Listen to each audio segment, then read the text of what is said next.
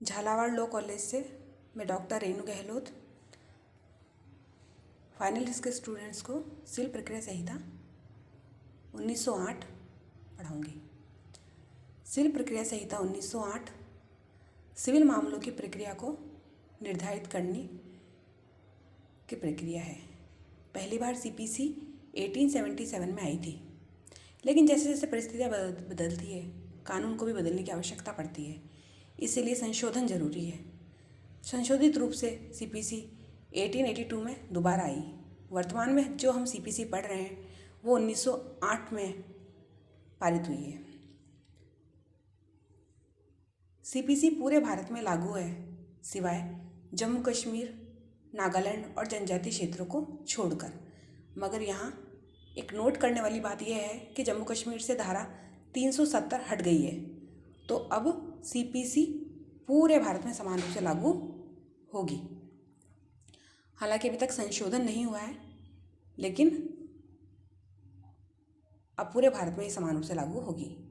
CPC 1908 में कुल धाराएं 158 हैं और आदेश 51 हैं।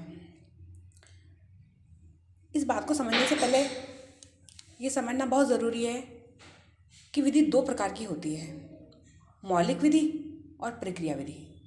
मौलिक विधि जैसे एग्जाम्पल आईपीसी, मतलब जो अधिकारों को और कर्तव्यों को परिभाषित करती है और उनकी विवेचना करती है, उसे हम मौलिक विधि कहते हैं। जैसे आईपीसी में अधिकारों कर्तव्यों को परिभाषित किया गया है। धारा 302 हत्या की परिभाषा देती है और 307 में उसका दंड बताया गया है, इस प्रकार। और प्रक्रिया विधि जो होती है वो मौलिक विधि को प्रवृत्त कराने के लिए कार्यवाही का निर्धारण करती है। फॉर एग्जाम्पल आईपीसी में हत्या का परिभाषित किया हुआ है, हत्या को, और हत्या का दंड बताया गया है। और सीआरपीसी में हत्या करने वाले को किस तरह से गिरफ्तार किया जाएगा, किस तरह से उसके ऊपर कार्यवाही चलेगी, कौन सी कार्यवाही चलेगी, किस न्यायालय में चलेगी, ये पूरी प्रक्रिया उसमें बताई गई है। तो इस तरह से मौलिक विधि अधिकारों कर्तव्यों को परिभाषित करती है और उसकी जो प्रक्रिया का निर्धारण करती है उसको हम प्रक्रिया विधि कहते हैं।